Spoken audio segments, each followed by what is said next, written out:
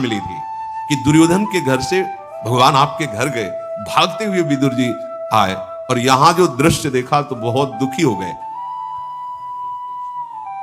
पास में बैठे हुए प्रभु के छिलका पवारे और गूदा फेंक रही, बैठी ठीक आई केरा छील छिलका खवाई, आयो पति खीजयो दुख कोटि गुनो पायो।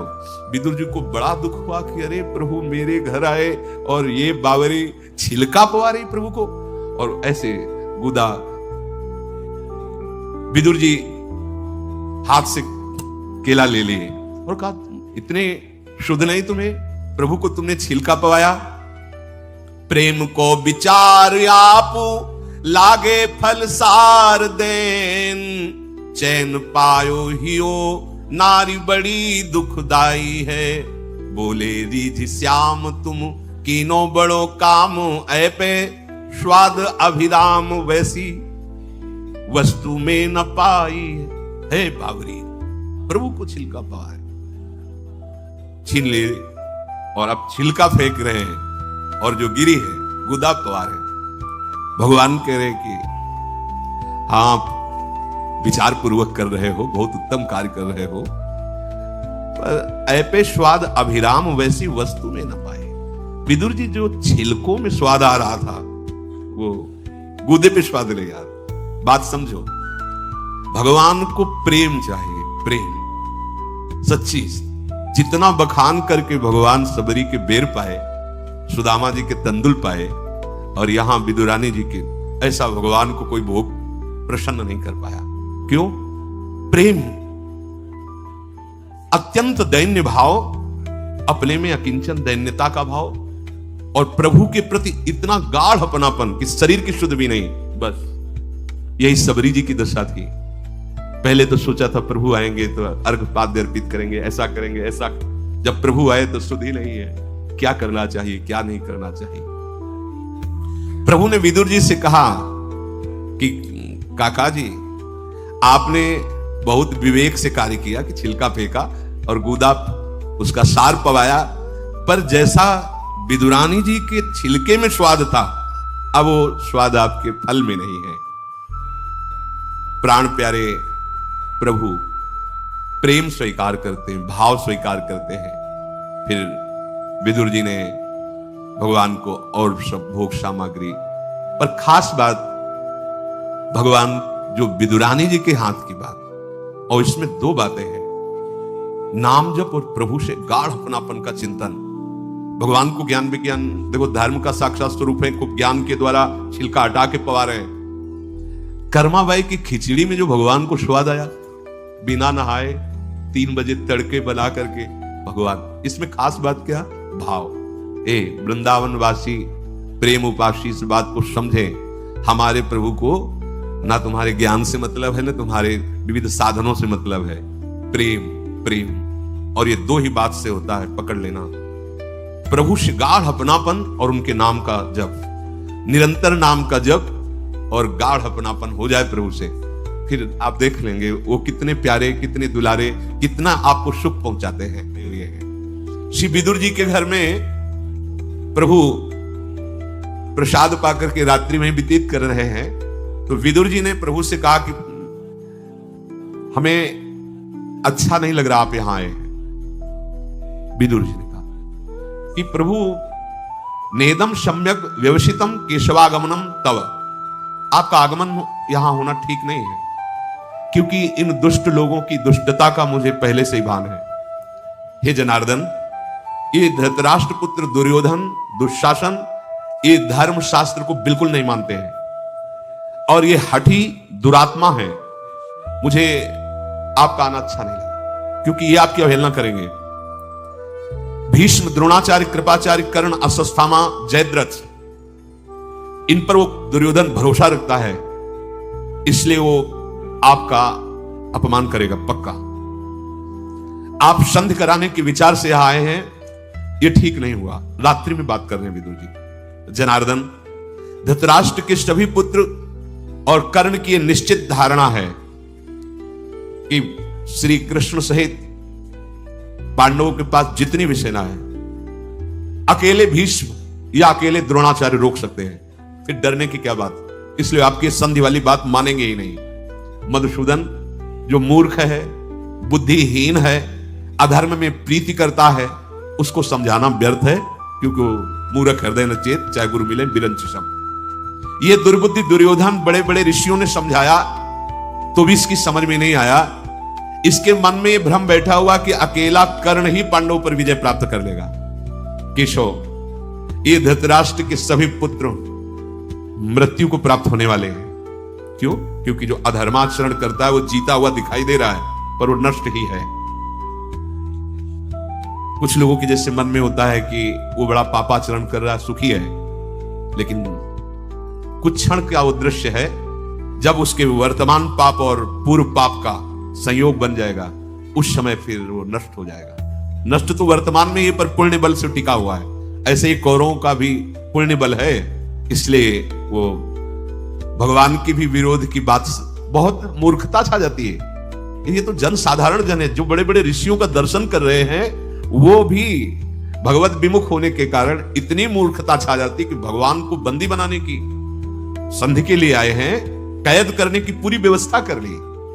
तो हे जनार्दन, ये पापपूर्ण विचार करने वाले कौरव जन, अब मुझे ये अच्छा नहीं लगेगा कि आप हमारे घर से फिर सभा में जाएं, पर आप जाएंगे संधि के लिए, तो हम आपको संकेत में बताए देते हैं कि भारी से भारी प्रतिकूलता वहां उपस्थित हो सकती, क्योंकि सब ये दुर्योधन, दुशासन आदि दुष्ट स्वभाव के हैं।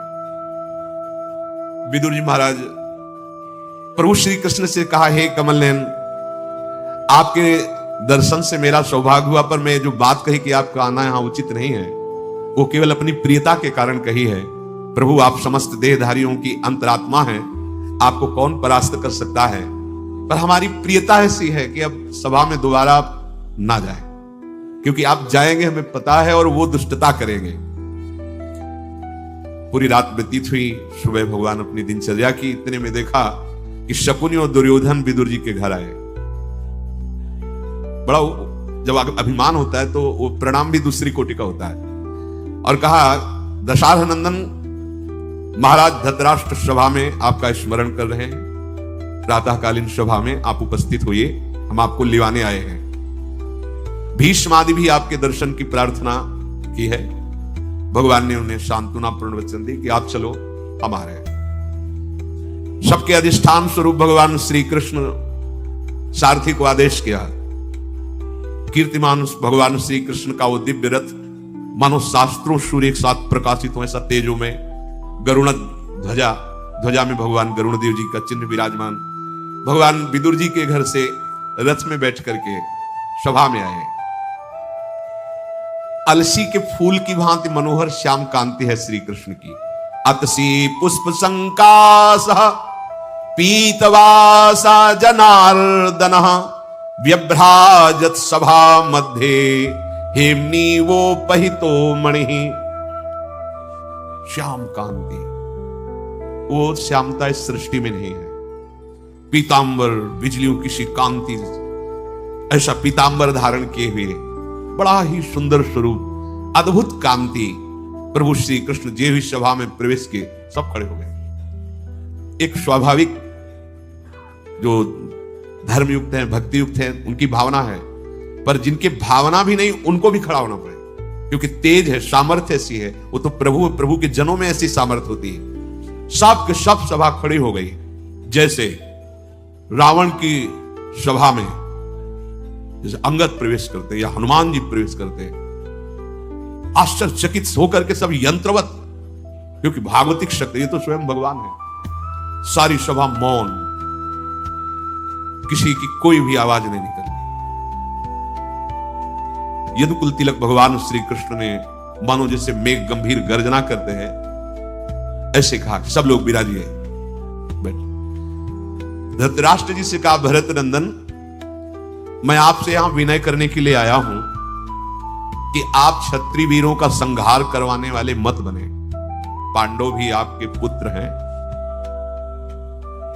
आप शांति का स्थापन करें, अर्थात संधि स्वीकार करें। नरेश, आपके कल्याण के लिए सिर्फ मैं बोल रहा हूं, ये भगवान इसलिए कह रहे कि मैं कोई भयवश प्रार्थना करने नहीं आया हूं, आपके कल्याण के लिए। क्योंकि जितनी जानने योग्य बातें हैं वो सब आप जानते हो। धृतराष्ट्र से कहा, कुरुनंदन, ये तुम्हारा पुत्र जो दुर्योधन है, ये धर्म के विरुद्ध आचरण करने वाला पापात्मा है, और इसका अनुसरण आप कर रहे हैं। इसका मतलब है कि सर्वनाश निश्चित होना है। पर आपको हम इस भयंकर विपत्ति से बचाना चाहते हैं। आप इस दुष्ट की उपेक्षा कर दीजिए और पांडवों को अपना लीजिए, तो भूतल के क्षत्रियों का संहार रुक जाएगा। यदि आप चाहते हैं कि यह भयानक विनाश लीला ना हो, तो आप दोनों पक्षों में शांति स्थापना करने के लिए पांडवों को सम्मानित कीजिए, बुलाइए और आधा राज्य वापस कर दीजिए। इस समय मैं संधि कराने के उद्देश्य से आपके पास आया हूं। आप अपने पुत्रों को मर्यादा में रखिए और पांडवों को मैं नियंत्रण में रखूंगा, तो जनसंहार बच जाएगा। और यदि राजन आप अपने पुत्रों को शासन में नहीं रखते, तो मैं तो प्रयत्न करने आया ही हूं संधि का, पर इसमें आपको ये बता देता हूं कि कोई नहीं बचेगा। ये जो आप गर्व करके 11 अक्षौणी सेना और सब, कोई नहीं बचेगा। पांडवों के साथ वैर करने वाला कोई भी त्रिभुवन में उसका परिणाम अच्छा नहीं होगा, भगवान बोले। ये विचार कर स्वयं ही मेरे संधि प्रस्ताव को स्वीकार कर लीजिए। ऐसा करने से आपको यश प्राप्त होगा। मेरी राय है कि अभी घोषणा करवा दीजिए आप। भगवान श्री कृष्ण धृतराष्ट्र से बोले कि अब हमारा पांडवों के साथ कोई वैर नहीं है, और मैं अभी पांडवों को बुलाता हूं। वो आपके चरण छुएंगे, आपके चरणों के समीप बैठेंगे, और युधिष्ठिर और दुर्योधन समान सिंहासन पर बैठे। आप घोषणा करवा दीजिए कि अब कोई वैर नहीं, अब शांति। जब भगवान ऐसा बोल रहे थे, दुर्योधन उसी समय खड़ा हो गया सभा में और कहा, वसुदेव नंदन, आप सोच विचार के बाद क्यों नहीं बोलते? आप बार बार पांडवों की बात, महिमा उन्हीं की, जब देखो तब मेरी निंदा करते हो। मैं देखता हूं कि विदुर जी, पिताश्री, आचार्य, पितामह, भीष्म, ये सब तुम्हारी बातों में आ जाते हैं, परंतु मैं तुम्हारी बातों में आने वाला नहीं। बुद्धि जब भ्रष्ट हो जाती तो इसे कहते बुद्धि भ्रष्ट होना। पांडवों को जुए का खेल जब नहीं आता था तो क्यों खेले, और उसमें खेले, मेरे मामा ने विजय प्राप्त करवा दी, तो मेरा इसमें दोष क्या है? अब मैं क्यों राज्य वापस करूं? मैंने जीता है। हम लोग किसी भी भयंकर कर्म करने वाले से भयभीत नहीं होते। भगवान से बात कर रहा है दुर्योधन। हम क्षत्रिय हैं, युद्ध के भय से साक्षात देवराज इंद्र भी आ जाए तो मैं नतमस्तक नहीं होऊंगा। श्री कृष्ण, मैं क्षत्रिय धर्म को जानने वाला हूं। भीष्म, द्रोण, कृपाचार्य, कर्ण, ये मेरे पक्ष में है। बड़े से बड़े देवता भी इनको नहीं जीत सकते, फिर आप मुझे भयभीत क्यों कर रहे हैं? ध्रियमाणे महाबाहो मयि संप्रति केशव, यावद् तीक्ष्णया सूच्या विद्धेद अग्रेण केशव। जितने से सुई बोई जाती है, उतनी नोक की जगह भी आप संधि कराने आए, सुन ले, बिना युद्ध के मैं नहीं दूंगा। सुई के अग्रभाग भर भी नहीं दूंगा। बारीक सुई की नोक से जितना छेद होता है, तुम 5 गांव, आधा राज्य की बात करते हो, मैं सुई की नोक भर भी नहीं दूंगा। दुर्योधन की बात सुनकर भगवान श्री कृष्णचंद्र जी के नेत्र लाल हो गए और दुर्योधन से कहा, दुर्योधन, अब मुझे पक्का पता है कि तू रणभूमि में सैया में सोना चाहता है और अपने भाइयों और मंत्रियों और सहायकों का भी नाश कराना चाहता है। मूढ़, तू जानता नहीं है किससे बात कर रहा है। महात्मा पांडवों की केवल समृद्धि के लिए मैं इस तरह से बात कर रहा हूं, संधि की नहीं। शकुनी, दुशासन और तुझ जैसे को दंड देना मुझे आता है। दुर्योधन, फिर भी बात मान जा। कर्ण और दुशासन को तुम बहुत बड़ा बलवान समझ रहे हो, कई बार युद्ध छोड़ के भागा है अर्जुन से। अभी तू बात मान ले, तेरी हितैषिता की बात कर रहा हूं। तेरा कल्याण होगा, सबका मंगल होगा। अगर मेरी बात नहीं मानेगा तो अपयश होगा, सर्वनाश होगा। भगवान श्री कृष्ण ने बात कह ही रहे थे, दुशासन खड़ा हुआ और सभा में बोला कि मुझे तो ऐसा लगता है केशव कि यदि मैं संधि की बात ना मानूं तो मेरे भाई दुर्योधन को और मुझे बंदी बना के तुम पांडवों के चरणों में डाल दोगे। मुझे तो ऐसा दिखाई दे रहा है। पितामह भीष्म, द्रोणाचार्य और पिताश्री ये भी आपके मुख की तरफ देख रहे हैं, आप जो बोल रहे हैं वही बात सुन रहे हैं।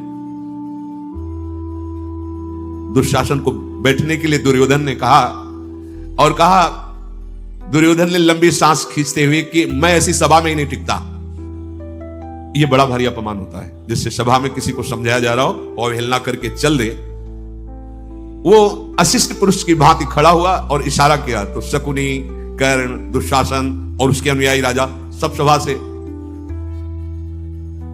भीष्म जी, द्रोणाचार्य जी, प्रभु श्री कृष्ण जी, इनको अब मतलब ये बहुत बड़ा अपमान होता है।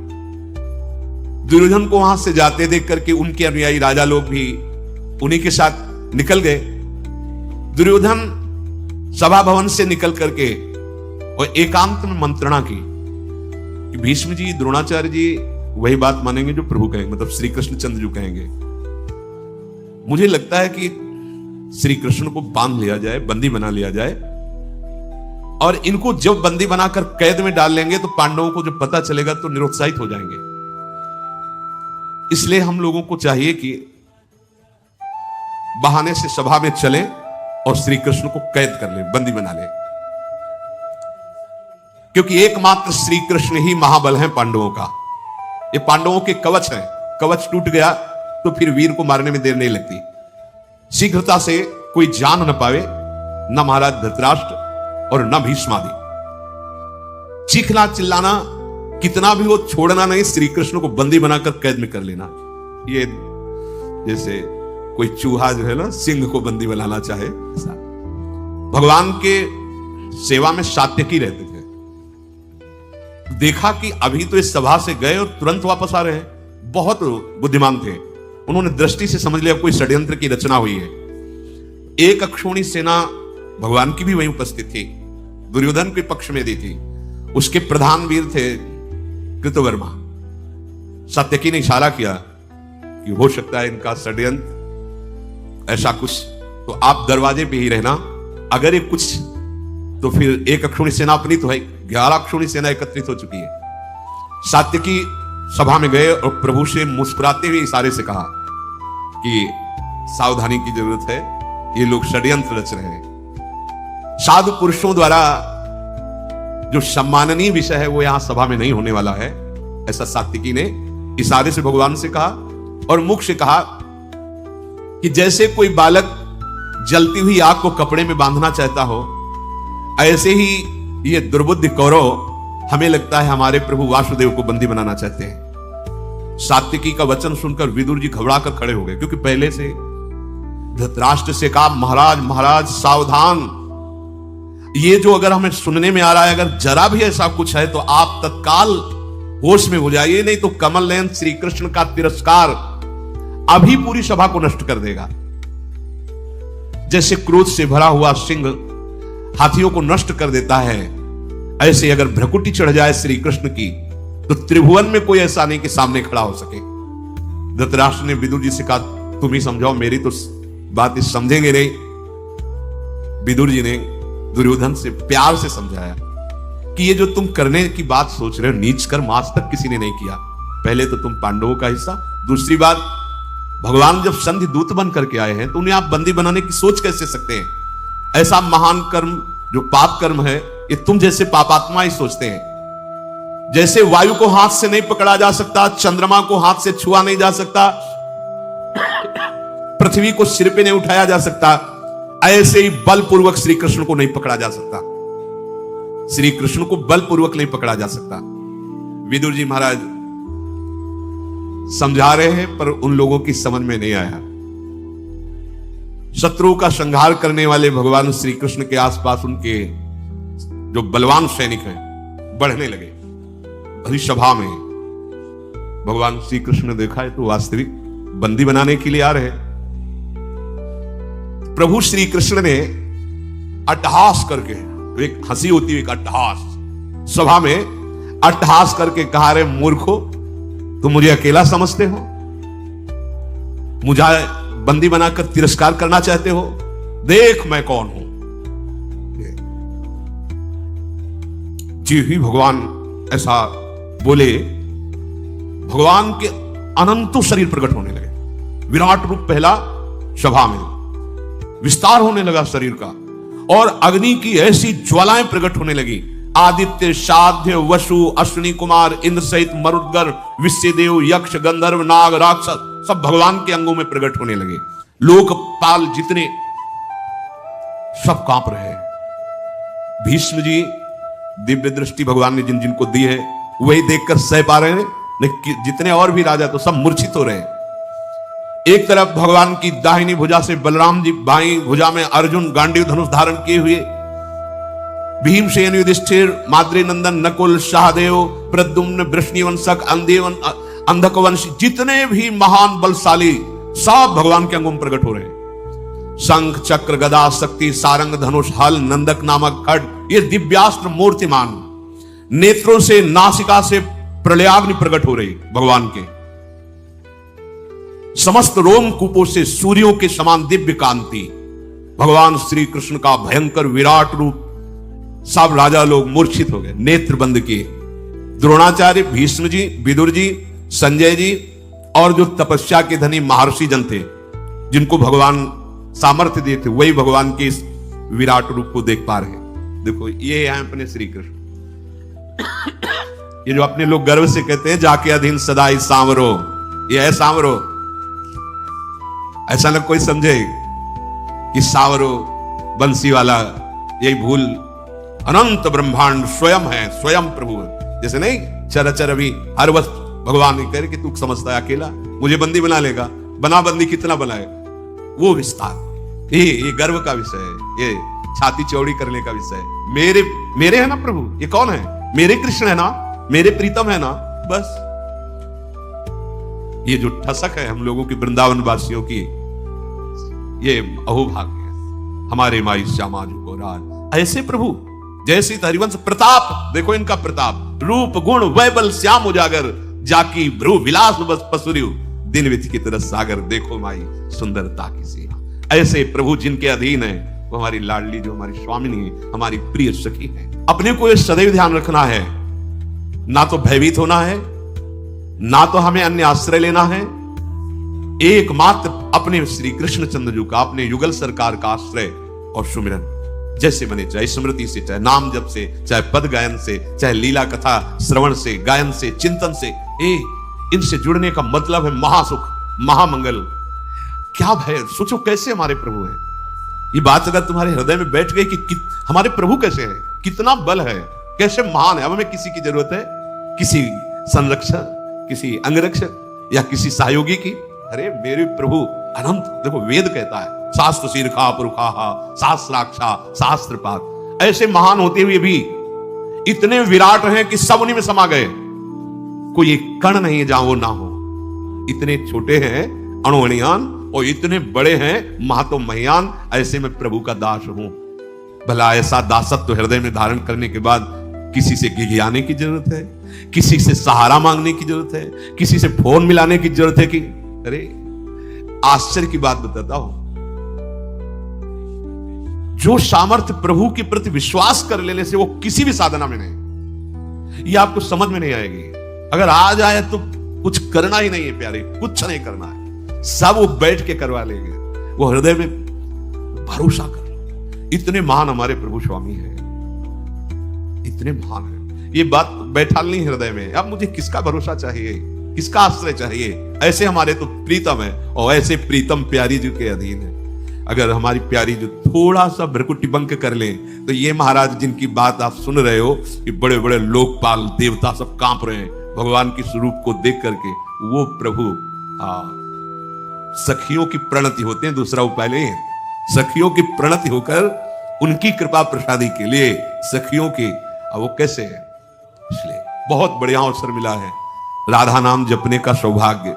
जो लोग कहते हैं राधा नाम, ये है राधा नाम जो ऐसे को अधीन कर रहा है। कह रहे मुझे खरीदना चाहो तो मेरा मूल्य है राधा नाम।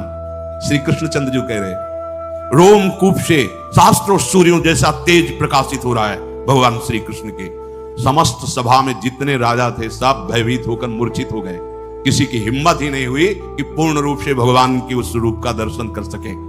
द्रोणाचार्य जी, भीष्म जी, परम भागवत विदुर जी, महाभाग संजय जी और वहां आए हुए महर्षि जन, केवल ये ही भगवान के इस रूप को देखने में समर्थ हुए और सबकी आंखें मुंद गई, मूर्छित होकर सब गिर पड़े। उसी समय समस्त दिव्य दिव्य ऋषिजन भगवान की स्तुति हाथ जोड़ करके कर रहे। भगवान ने जिन जिन को देखने का सामर्थ्य दिया वही देख पा रहे हैं, बकाया सब मूर्छित पड़े हुए हैं। उस सभा भवन में दुंदुभियां बजाते हुए देवकतागण, बड़े बड़े ऋषिजन जब स्तुति और फूलों की वर्षा करते हैं, उसी समय धृतराष्ट्र संजय से पूछते, संजय ये क्या कोलाहल हो रहा है? तो संजय ने कहा, कमल नयन यदकुल तिलक भगवान श्री कृष्ण विराट रूप में विराजमान है। तुरंत हाथ जोड़कर धृतराष्ट्र ने कहा, क्योंकि भगवान व्यासदेव जी के पुत्र हैं, हाथ जोड़कर कहा, हे परम कृपालु श्री कृष्ण, हे समस्त जगत के हितैषी, मुझ अंधे पर भी कृपा कीजिए। मैंने आज तक आपसे कभी कुछ देखने के लिए नहीं मांगा। हे केशव, मेरे नेत्र नहीं हैं, न भीतर के न बाहर के। हे केशव, मैं आपसे प्रार्थना करता हूं, एक क्षण के लिए मुझे नेत्र दे दीजिए, जिससे मैं आपके इस स्वरूप का दर्शन कर सकूं। हे महाबाहु जनार्दन, आप हम पर कृपा कीजिए। जब धृतराष्ट्र ऐसा कह रहे थे तो भगवान श्री कृष्ण ने कहा, तथास्तु, ऐसा ही हो। तत्काल उनके नेत्र खुल गए। कर्तुम अकर्तुम अन्यथा कर्तुम, तत्काल नेत्र खुल गए और भगवान के उस अद्भुत विराट स्वरूप का दर्शन धृतराष्ट्र जी ने भी किया। भगवान विश्वरूप का दर्शन कराकर अपने विश्वरूप का जैसे ही स्मरण किया, नेत्र उनके अंतर्ध्यान धृतराष्ट्र के, क्योंकि मांगा ही केवल इतना था कि मैं दर्शन कर सकूं। सारी पृथ्वी कंपायमान, समुद्र में खलबली मच गई, दिग्गज चिक्कारने लगे भगवान का जो विराट रूप है। शत्रुओं का दमन करने वाले पुरुष सिंह भगवान श्री कृष्ण अपने उस अद्भुत स्वरूप का स्मरण किया। ऋषियों ने भगवान को प्रणाम वंदना करके तत्काल वहां सभा छोड़ दी, क्योंकि जहां भगवान का अपमान हो रहा हो या निंदा होना या किसी भी तरह की अवहेलना होने की संभावना भी हो, ऐसी सभा में जाना नहीं चाहिए। अगर सभा में पहुंच गया है तो तत्काल काल में अंगुली डालकर वहां से निकल जाना चाहिए, या जो निंदा कर रहा हो या अपमान कर रहा हो उसको दंड देना चाहिए। तो अपने जनों को दंड देने वाला कोई भाव नहीं रखना। अगर कहीं हमारे भगवान की कोई निंदा, हमारे आराध्य देव की, तो दोबारा उसका मुख न देखे। अंतर से भगवत भाव है, पर हम उसका संग न करें। ऋषिजन भगवान के विराट रूप का दर्शन करके तत्काल इसीलिए चल दिए कि विमुख जन सभा में बैठे हुए दुर्योधन दुशासन, अब यहां एक क्षण भी नहीं टिकना चाहिए। जब ही वो महर्षि जन गए तो नारद आदि ऋषि भी भगवान को प्रणाम करके अदृश्य हो गए। एकदम कोलाहल शांत हो गया। एक बड़ी अद्भुत सी घटना घट गई। तत्काल दारुक दरवाजे पे रथ ले आया और भगवान सहज मुद्रा में उठे और सभा से बाहर निकले। तो भीष्म पितामह जी, द्रोणाचार्य, कर्ण, ये सब पीछे भगवान के, सब कोई आनंद से फूला हुआ है तो कोई भय से भूला हुआ है। कर्ण आदि की बुद्धि काम नहीं कर रही है कि ये केशव कितने महान है।